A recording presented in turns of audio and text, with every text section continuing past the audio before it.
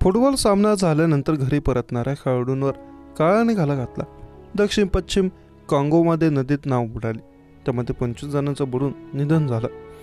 मृतांमध्ये काही फुटबॉल खेळाडूंचा देखील समावेश आहे। या दुर्घटनेनंतर काँगोमध्ये एकच खळबळ उडाली। क्षमतेपेक्षा जास्त प्रवासी बोटीत असल्यामुळे काँगोमध्ये अशा प्रकारच्या घटना वारंवार घडत असल्याचं समोर आलं। मिळालेल्या माहितीनुसार फुटबॉल खेळाडू सामना झाल्यानंतर बोटीमधून घरी परतत होते।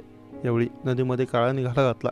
अचानक झालेल्या दुर्घटनेत बोट उलटली आणि 25 जणांचं बुडून निधन झालं। या दुर्घटनेतून 30 जणांना वाचवण्यात यश आलं आहे। अद्याप अनेक प्रवासी बेपत्ता आहेत। काँगो येथील नदीमध्ये बेपत्ता प्रवाशांचा शोध घेतला जातोय। रिपोर्टनुसार बोटीवर क्षमतेपेक्षा जास्त लोक प्रवास करत होते।